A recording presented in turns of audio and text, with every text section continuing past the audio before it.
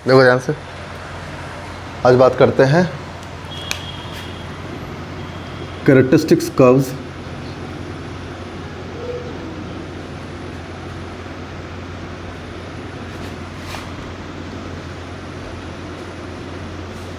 ठीक है।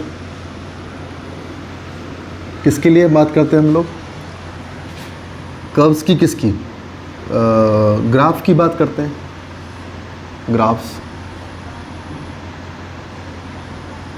ठीक, जो हम पहला ग्राफ पढ़ने वाले हैं E versus R, E versus R graph पढ़ लेते हैं हम लोग। ठीक है, E means EMF, R for external resistance. ठीक है बेटा, है ना? देखो फिर भी हर चीज़ हमें एक सर्किट डायग्राम से क्लियर होनी चाहिए। ये हमारा एक्सटर्नल रेजिस्टेंस है, चलो पहले सेल बनाते हैं। ये सेल है हमारा और ये इसका इंटरनल रेजिस्टेंस है, ये EMF है। ठीक है, this is external resistance. Now मैंने आपको बताया था बेटा, ये point A and point B है, तो point A and point B both are the terminal potentials.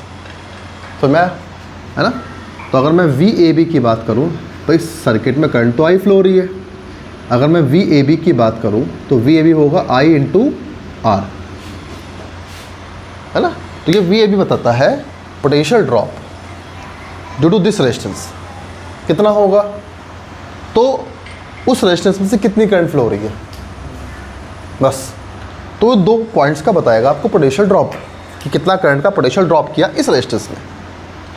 मैंने बोला कि potential drop by EMF, potential drop by EMF, तो क्या होगा? EMF is equals to, EMF में क्या होता है, पूरे एक कंप्लीट साइकिल में करंट क्या करती है, अपना पोटेंशियल ड्रॉप करती है। तो वहाँ पर पोटेंशियल ड्रॉप R के अक्रॉस में भी होगा और स्मॉल r के अक्रॉस में भी होगा। तो IR plus I small r, same current flow हो रही है स्मॉल r से भी, सेम करंट फ्लो हो रही है एक्सटर्नल रेजिस्टेंस से भी। ठीक है बेटा, है ना? तो यहाँ पर अगर मैं I बोलूँ, I कितना हो गया, तो I is equals to R plus small r EMF। तो I बराबर हो गया बेटा EMF upon R plus small r। यहाँ I बराबर क्या होता है, V अपॉन R। बात क्लियर हो गई? ठीक है, हाँ। तो अगर मैं बोलूँ, देखो ध्यान से, अगर मैं VAB बोलूँ, V इज इक्वल टू क्या होता है, I इंटू R, है ना? V इज इक्वल टू क्या होता है सर्किट में, देखो अगर मैं VAB बोलूँ तो क्या होगा, V is equal to I into R। जबकि करंट क्या होती है, करंट अगर मैं पूरे EMF के लिए बोलूँ तो करंट इज इक्वल होता है E upon R plus R होता है ना? भाई करंट जो होती है वो इस रेजिस्टेंस से भी होके आती है और इस रेजिस्टेंस में अपना पोटेंशियल ड्रॉप करती है। तो अगर आप टोटल वोल्टेज EMF रखते हो तो आपको सर्किट का टोटल रेजिस्टेंस रखना पड़ेगा। इस सर्किट में टोटल रेजिस्टेंस कितने लगे हैं, सारे के सारे रेजिस्टेंस आपको रखने पड़ेंगे, है ना? मैं बोलूँ I बराबर, अगर EMF रख दिया आपने, EMF, तो क्या रखोगे यहाँ पे, total resistance, total resistance in circuit, circuit में, या कंप्लीट रेजिस्टेंस रख दोगे इन सर्किट। ठीक है बेटा, करंट बराबर वोल्टेज अपॉन रेजिस्टेंस होता नहीं होता, ठीक। तो अगर मैं इसको I को यहाँ रखता हूँ मैं, तो V बराबर क्या हो गया, EMF upon R plus capital R into R, है ना बच्चे मेरे? मुझे ग्राफ बनाना है E वर्सेस R, तो भाई यहाँ पे हो गया। अच्छा, एक चीज़ और है, मैंने आपको ये बात बताई नहीं, E वर्सेस R ग्राफ क्या, पहले मैं V वर्सेस R ग्राफ बताता हूँ आपको, क्योंकि मैं V और R में रिलेशन निकाल रहा हूँ। ठीक है, तो अभी क्या किया मैंने, R को अपॉन में लिया है इससे, तो V इज इक्वल टू क्या हो गया, E upon small r upon capital R plus capital R upon, इसे फिर से चेंज करता हूँ मैं, फिर से आता हूँ मैं, तुम लोग कंफ्यूज हो गए वरना। जो ऊपर मल्टीप्लाई में है और नीचे डिवाइड है, तो क्या होगा बेटा, अगर मल्टीप्लाई वाला मैं डिवाइड में लेके आऊँगा तो वो डिवाइड वाले का भी डिवाइड में होगा, बात समझ में आया? तो देख बेटा Kalash, small R upon capital R plus capital R upon capital R हो जाएगा, डिस्ट्रीब्यूट हो जाएगा दोनों के बीच में। तो v बराबर हो गया e upon small R upon capital R plus 1। समझ में आ गया? तो ये अपना रिलेशन आ गया। तो इससे हम v वर्सेस r का ग्राफ बना सकते हैं। ठीक है भाई। तो यहाँ पे क्या किया मैंने, ये ग्राफ है, नोट करते रहे सारे बच्चे। यहाँ पे v है, ये r है, इस तरफ मैंने r रखा है, इस तरफ v रखा है। पहले देखो, फिर बाद में टाइम दूंगा नोट करने के लिए। अगर सर्किट में v मैक्स वैल्यू कितनी होती है, बोलो बच्चों, वोल्टेज की मैक्सिमम वैल्यू कितनी होती है? शाबाश, EMF के बराबर होती है, बताया था मैंने आपको। तो मैंने माना ये है v मैक्स, बोलने में क्या जा रहा है, EMF। समझ में आया? ठीक है। अब मैंने क्या किया, पहले मैंने R को रखा 0, फर्स्ट कंडीशन, R को रखा मैंने 0। मैं V और R के बीच में ग्राफ बना रहा, ये भी V है, मैं V और R के बीच में ग्राफ बना रहा हूँ। यहाँ पे मैंने R 0 रखा, 0 से स्टार्ट हुआ R, 0 से, तो R को रखा मैंने 0। तो बताओ V कितना होगा? V बराबर E upon small r upon 0 plus 1। ठीक है बेटा? तो ये क्या हो गया? तो अपॉन में 0 होगा, r अपॉन 0 है। ज़रा एक मिनट स्टॉप करो बेटा, इसे ये चीज़ फिर से बतानी पड़ेगी। तो बेटा यहाँ पर v is equals to e by, we have put the value of r is equals to 0। ठीक है, तो अब क्या हो गया, e is equals to r upon 0। किसी भी नंबर के अपॉन 0 होगा तो वो होगा इन्फिनिटी, और इन्फिनिटी में 1 ऐड करोगे तो इन्फिनिटी ही रहेगा। तो इन्फिनिटी इज इक्वल्स टू होता है 1 अपॉन 0। तो अगर इसको मैं 1 अपॉन 0 कर दूँ तो ऊपर मल्टीप्लाई होकर 0 हो जाएगा। और वैसे भी हम जानते हैं किसी भी नंबर को अगर इनफिनिटी डिवाइड करोगे तो वैल्यू 0 बनती है। तो भाई r बराबर 0 पे v आया हमारा 0। ठीक है बच्चे मेरे? तो 0 रेजिस्टेंस पर v भी कितना हो गया, 0 0। तो ये हमारा 0 0 पॉइंट हो गया हम लोगों का। ठीक है, अब हम क्या करते हैं, r को बढ़ाते हैं, r को 0 से स्टार्ट करते हैं। तो r को 0 से स्टार्ट करेंगे तो कहीं ना कहीं r की वैल्यू पहले बराबर स्मॉल r के बराबर आएगी कहीं ना कहीं। ठीक है, तो 0 के बाद मान लो कैपिटल R की वैल्यू हो गई स्मॉल r के बराबर, कैपिटल R की वैल्यू हो गई स्मॉल r के इज इक्वल टू। तो इसी इक्वेशन में रखो फिर से वैल्यू उठा करके। नंबर 2 कंडीशन है, जब कैपिटल R बराबर स्मॉल r हो गया तो v बराबर हो गया e upon capital R upon capital R plus 1। तो ये 1 हो गया, तो v बराबर क्या हो गया, 1 plus 1, v is equals to हो गया e बाई 2। तो v बराबर हो गया, यहाँ पे हो गया हमारा सेकंड कंडीशन में, ये हमारी फर्स्ट कंडीशन है, ये सेकंड कंडीशन v बराबर e बाई 2। तो आपको ये बात समझ में आया? अगर हम इंटरनल रेजिस्टेंस बराबर कैपिटल यानी capital external resistance internal resistance के बराबर करते हैं तो हमारा पोटेंशियल डिफरेंस कितना होता है, EMF का आधा हो जाता है। तो हमारा EMF का आधा, ये EMF है, EMF की हाइट ये रही, तो v कितना हो गया यहाँ पर, e बाय 2। ये v बराबर e है, v मैक्स है ये, तो v बराबर क्या हो गया, e बाय 2। कब हुआ, जब इंटरनल रेजिस्टेंस के बराबर हुआ। बात समझ में आ गई नहीं आ गई? सेम कंडीशन, अब मैंने r को और बढ़ाता चला गया, r को बढ़ाता चला गया, कितना ले गया, r को इन्फिनिटी ले गया। तो थर्ड कंडीशन है, r को मैंने कर दिया इन्फिनिटी। तो अब v इज इक्वल्स टू, वही फॉर्मूला है हमारा, e upon r upon infinity plus 1। अब मैंने आपको पहले बताया था जिसको भी इन्फिनिटी डिवाइड करते हैं वो हो जाता है 0। तो ये हो गया e अपॉन 0 प्लस 1, तो बराबर हो गया EMF के, v बराबर e। तो आपको समझ में आ गया, अगर हम सर्किट में बहुत ज़्यादा रेजिस्टेंस ऐड कर देते हैं तो हमारी जितनी भी जितना भी EMF के था वो सब का सब क्या हो गया, कंज्यूम हो गया, किस में, पोटेंशियल ड्रॉप में।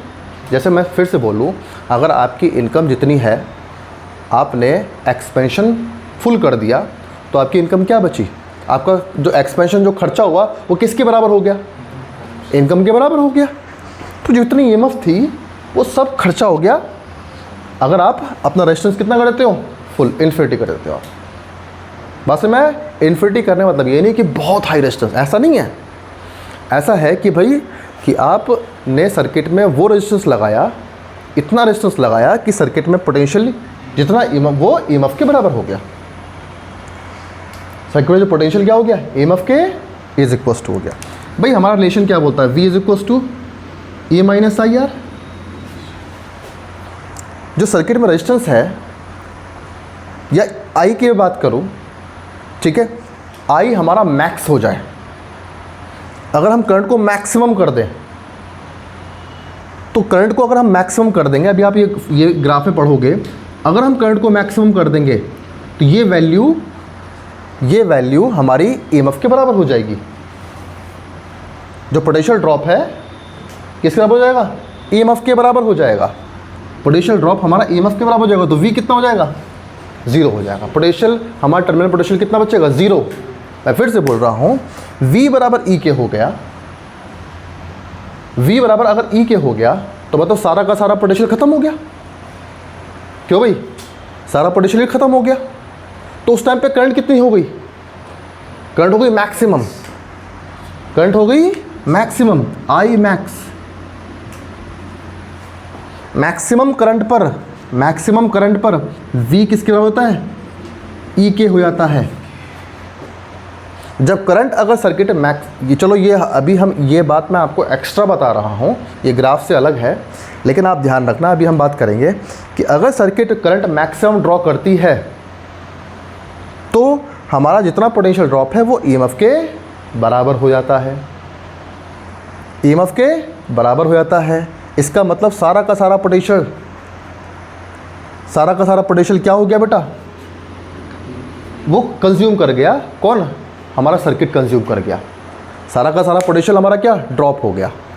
कितना पोटेंशियल? मैक्सिमम कितना पोटेंशियल ड्रॉप कर सकता है कोई भी सर्किट? ईएमएफ के इक्वल टू कर सकता है। ठीक है बेटा। तो भाई यहाँ पर अगर मैं बोलूँ R हमारा इन्फिनिटी हो गया, R हमारा बढ़ गया काफ़ी, तो हमारा पोटेंशियल ईएमएफ से ऊपर नहीं जा सकता। हमारा पोटेंशियल ईएमएफ से ऊपर, V ईएमएफ से ऊपर नहीं हो सकता। तो ग्राफ कैसा बनेगा? हमने अलग अलग वैल्यूज़ देखी, R की अलग अलग वैल्यूज़ रख के देखी, R की अलग अलग वैल्यू रख के देखी, तो ग्राफ कैसा बना हमारा? फाइनली इससे ऊपर नहीं जाएगा। तो ये हमारा ग्राफ बना किसका? क्योंकि V को R के बढ़ाने से V को फाइनली पैरेलल होना था किसके? ईएमएफ के अलोंग होना था। R बढ़ाते जाओ, फाइनली V E से ज़्यादा हो ही नहीं सकता। क्यों भाई? तो V की वैल्यू फाइनली किसके अलोंग हो गई?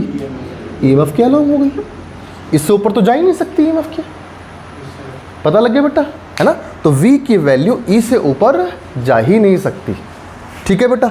चलो, तो ये हमारा कब होगा? जब R कितना होगा? इन्फिनिटी होगा। बात समझ में आ गई बेटा वंश? ठीक है। तो R इन्फिनिटी करेंगे तो हमारा जो पोटेंशियल ड्रॉप होगा, पोटेंशियल होगा हमारा, वो ईएमएफ के बराबर तक हो जाएगा। ठीक है। चलो इसे स्टॉप कर लो।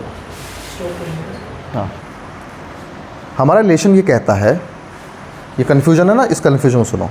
V is equals to E minus I R. ज़रा इस रिलेशन को देखो आप लोग। ये वाला है रेजिस्टेंस के अक्रॉस है पोटेंशियल ड्रॉप। ठीक है। ये वाला पोटेंशियल दिखाता है कि कितना बचा, कितना खर्चा है, कितना बचा, कितने में से बचा।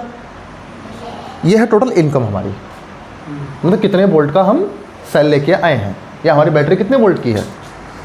ये है सर्किट में पोटेंशियल ड्रॉप, और ये कितना बैटरी के एंड्स पर पॉजिटिव नेगेटिव पर कितना बचा हुआ है, कितनी सेविंग है हमारी बची हुई। अगर आप एक्सपेंशन बढ़ाओगे अपने, एक्सपेंशन बढ़ाना मतलब क्या है? अपने खर्चे बढ़ाओ, मतलब करंट बढ़ाओ। घर में क्या है? एक फ़ैन ऑन कर दिया, 2 फैन, 3 फैन, 4 फैन ऑन करते जा रहे हो, तो जितने ज़्यादा फैंस ऑन करोगे तो डेफिनेटली सबको करंट चाहिए। हमारे घर में जितने भी इक्विपमेंट्स हैं सब करंट पे ही काम करते हैं। तो भाई जितने ज़्यादा डिवाइसेस ऑन करोगे तो क्या होगा? करंट सब में डिस्ट्रीब्यूट होगी। करंट बढ़ेगी तो ये बढ़ेगा, यह है पोटेंशियल ड्रॉप। तो वो ईएमएफ से कम होगा, वैल्यू ईएमएफ से कम होती चली जाएगी, और बचा हुआ ये है टर्मिनल पर। बात समझ में आया सब बच्चों को? लेकिन हमारे घर में जितने भी इक्विपमेंट्स लगे होते हैं वो सब कैसे लगे होते हैं? पैरेलल में लगे होते हैं। ये बस सब जानते हो। पैरेलल में क्या सेम होती है? वोल्टेज सेम होती है। वोल्टेज, ये वही वोल्टेज है जो सबको मिल रही है, ये वही वोल्टेज है जो सबको मिल रही है। आपने एक पंखा ऑन कर दिया तो उसको कितनी वोल्टेज मिल रही है? E माइनस आई आर, इतनी मिल रही है। अभी आपने 2 पंखे ऑन कर दिए तो अब कितनी बची? पहले मान लो एक पंखे को मिल रहा था, चलो एसी में बात करते हैं, या एक पंखे को हमारे मिला था 220 वोल्ट, ठीक है। 220 क्या हुआ? ईएमएफ से आईआर कम करके तब आया 220, ठीक है। आपने 2 पंखे ऑन कर दिए तो करंट बढ़ गई, ये वैल्यू बड़ी हो गई, ये वैल्यू बड़ी हो गई, तो ईएमएफ से कम हो गई वैल्यू, टर्मिनल पोटेंशियल और कम हो गया। अब क्या, दोनों पंखों को देखा मैंने तो 2 पंखों को मिल रहा है 210 वोल्ट, क्योंकि अब EV बराबर E माइनस आई आर कम हुआ, क्योंकि करंट बढ़ गई। अब 2 पंखे चलाने से करंट इंक्रीज हो गई, तो अब क्या हुआ? E minus I are. तो अब क्या देखा? पहले एक पंखे को 220 मिल रही थी, अब 2 पंखे चलाएं तो इसको 210, इसको 210। अब बताओ 210 से पंखा तेज चलेगा कि स्लो चलेगा? स्लो चलेगा। समझ में नहीं आया? आपने लाइट्स ऑन कर दिया, घर में लाइट्स ऑन कर दिया तो डेफिनेटली करंट और बढ़ गई, क्योंकि सब पैरेलल में लगे हुए हैं, करंट और बढ़ गई। पैरेलल में क्या बढ़ता है? करंट इंक्रीज होती है, करंट और इंक्रीज हो गई, इससे और कम हो गया। अब ये देखा, ये पंखे और स्लो हो गए, ये पंखे और स्लो हो गए, समझा? अब क्या 208 मिल रहा है सबको। घर में टीवी भी ऑन कर दिया, 4 टीवी ऑन हो गई, ये और कम हो गया, फैन और स्लो हो चलने लगे। बात समझ नहीं आया? तो ये हमारा जो मिलता है वो टर्मिनल वही तो होता है जो लास्ट में घर पे लोड तो चल रहा है, लोड चल रहा है, आपने आके चेक किया, आपने वोल्टमीटर लगा के देखा कि इस टाइम करंट लोड के साथ में कितना वोल्टेज है, कितनी वोल्टेज है हमारे मेन सर्किट बोर्ड पर। मेन सर्किट बोर्ड पे आओ, मेन सर्किट बोर्ड पे आकर के आप वोल्टमीटर लगाओ, घर पे लोड चल रहा है, आप चेक कर सकते हो आपके सर्किट पर या आपके मेन सर्किट बोर्ड पर कितना टर्मिनल पोटेंशियल डिफरेंस है इस टाइम। कभी कभी क्या होता है, घर में इतने सारे इक्विपमेंट्स लग रहे हैं भाई, इतने सारे कमरे हैं, क्या पता कोई कमरा वाला ज़्यादा करंट यूज़ कर रहा है, किसी ने हीटर ऑन कर दिया घर में, ठीक है। हीटर ऑन करते साथ, समर सिविल ऑन करते साथ सारे पंखे क्या होते हैं? स्लो हो जाते हैं। स्लो क्यों हो गए? टर्मिनल पोटेंशियल कम हो गया, 150 वोल्ट मिल रहे हैं। अब तुमने सोचा, मान लो तुम्हारे घर में अगर ऐसी केस आता है कि तुम्हारे घर में फ़ैन स्लो चल रहे हैं, तो तुम सोचोगे भाई ऐसा क्यों हो रहा है?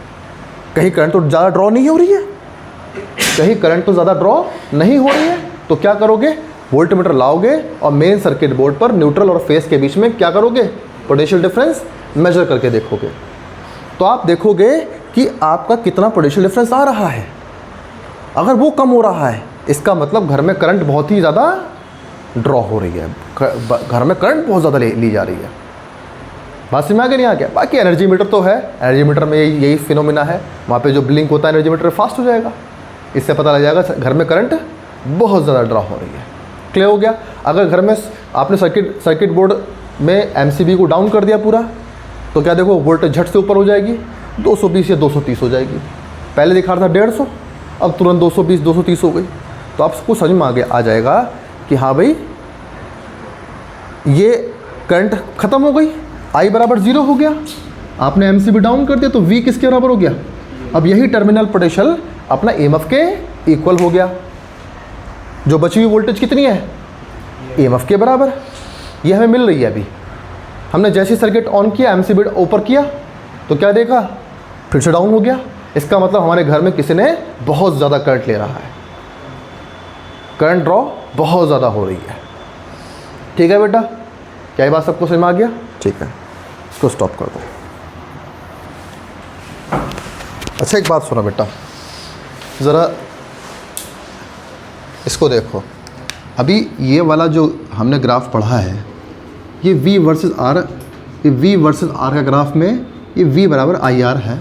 ये V बराबर आई आर क्या दिखाएगा? ये दिखाएगा पोटेंशियल ड्रॉप को, कितना हमने पोटेंशियल ड्रॉप किया कि सर्किट में कितनी करंट मिली, इतनी करंट मिलती है। तो पोटेंशियल ड्रॉप वर्सेस ये हमने R के बीच में ग्राफ बनाना था, लेकिन हमारा ये जो फॉर्मूला है V terminal is equal to E minus I R, E minus I R. ये जो आई आर है ये दिखाएगा पोटेंशियल ड्रॉप को, ठीक है बेटा। E for EMF, T for terminal potential difference. ये टर्मिनल पोटेंशियल जो डिफरेंस है ये हमारी रिमेनिंग वोल्टेज को दिखाएगा कि हमारी कितनी वोल्टेज बची है। बात क्या हुआ? तो रिमेनिंग वोल्टेज क्या होती है? EMF minus potential drop, E minus potential drop. अगर आप किसी सर्किट से करंट को मैक्सिमम ड्रॉ करते हो,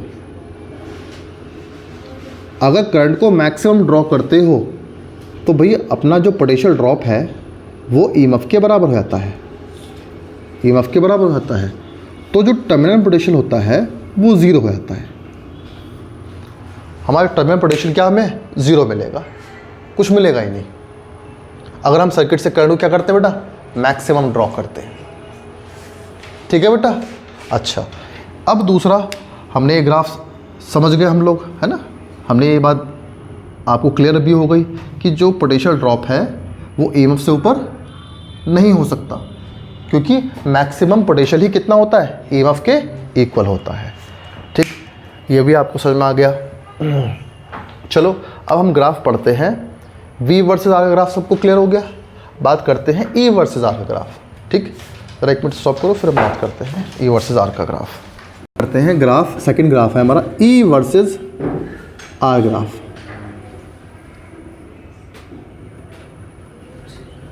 देखो बच्चों मेरे, मैंने आपको क्या बताया है? EMF हमारा वो R पे, कैपिटल R पे डिपेंड नहीं होता। डिपेंड कौन होता है? देखो V is equal to E minus I का फॉर्मूला बोलता है। ये जो EMF पोटेंशियल है ये है टर्मिनल पोटेंशियल, ठीक।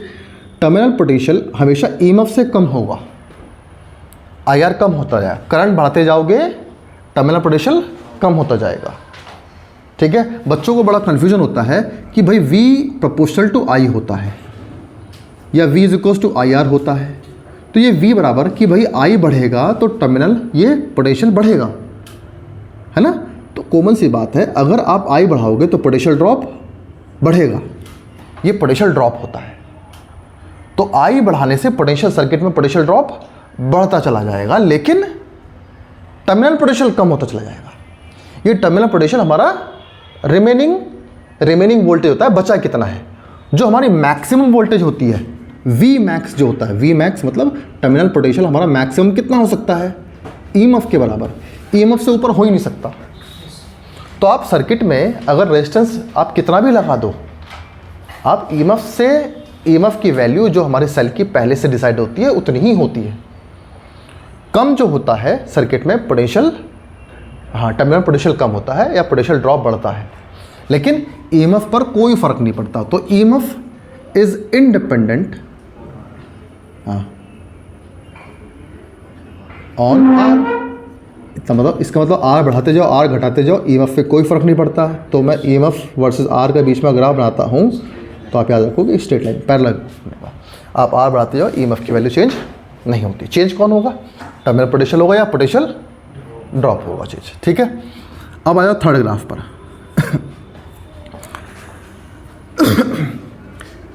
अब थर्ड ग्राफ क्या है? हम टर्मिनल पोटेंशियल वर्सेस R के बीच में ग्राफ पढ़ते हैं, वर्सेस R के बीच में, ठीक है। पसंद में? अच्छा, अब एक काम करते हैं हम लोग, या चलो एक सेल में क्या होता है? Internal resistance. तो हम V वर्सेस इंटरनल रेजिस्टेंस के बीच में करते हैं, terminal potential versus internal resistance, ठीक है बेटा। टर्मिनल पोटेंशियल और इंटरनल रेजिस्टेंस के सेल को लेके बात करते हैं। सेल के दोनों एंड्स पे क्या होता है? टर्मिनल पोटेंशियल, और क्या होता है उसका? इंटरनल रेजिस्टेंस, ठीक। हमने क्या किया? फॉर्मूला क्या है? V is equal to E minus I R, ठीक है। टर्मिनल पोटेंशियल की बात कर रहे हैं हम आर के साथ में। अगर हम आई को 0 कर दें तो वी किसके बराबर हो गया बेटा? ईएमएफ के बराबर।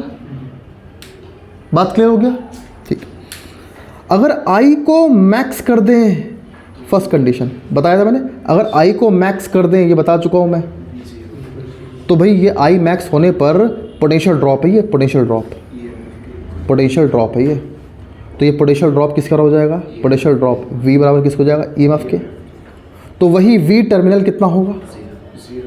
V टर्मिनल 0 हो जाएगा। ये बढ़ता है तो ये घटता है। बात क्लियर हो गया? ठीक है। तो अपना अगर ग्राफ बना के देखें हम R के बीच में और V के बीच में, तो करंट 0 पर, ठीक है, करंट 0 पर हमने यहाँ पे करंट रखना चाहिए था बेटा 0। आई वर्सेस V वर्सेस I के बीच में ग्राफ आना चाहिए था, I के बीच में, है ना, V वर्सेस I के बीच में ग्राफ आना चाहिए था, है ना बेटा। करंट 0 पर कितना वोल्टेज होती है? ईएमएफ के बराबर। करंट 0 पर वोल्टेज कितनी होती है? ईएमएफ के बराबर। अब करंट मैक्सिमम पर I बराबर I मैक्स। तो टर्मिनल पोटेंशियल, यहाँ पे टर्मिनल पोटेंशियल रखा है मैंने, तो करंट मैक्सिमम का करंट बढ़ाऊंगा मैं, करंट को बढ़ाऊंगा तो V क्या करेगा? डाउन होगा। मैक्सिमम करंट पे V कितना होता है? 0 होता है, तो 0 वोल्टेज यहाँ पे होगी, तो ये मैं 0 वोल्टेज बोल दूँ, यानी यहाँ पे V 0 है और I 0। ठीक है बेटा। तो 0 करंट पर वोल्टेज ने कहाँ से स्टार्ट किया? यहाँ से स्टार्ट किया, दिख रहा है, और मैं करंट बढ़ाते जा रहा हूँ तो V कम होता रहा है, स्ट्रेट लाइन पे कम होगा।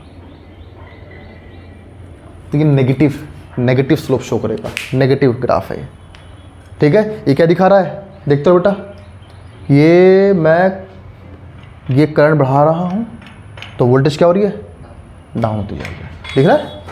0 करंट पर V ईएमएफ के बराबर, करंट बढ़ाओ तो देखो वोल्टेज डाउन हो रही है, और इस करंट पर वोल्टेज कितनी हो गई? 0 हो गई। क्लियर हो गया? तो देखो ग्राफ फिर से, कलश देखा नहीं बेटा? देख लिया है ना। तो मैक्सिमम करंट पर वोल्टेज कितनी होती है? 0। समझ में आगे नहीं आ गया? तो ये ग्राफ आप लोग ध्यान रखोगे। ठीक है। ये V बराबर क्या हो सकता है? माइनस का IR प्लस का E।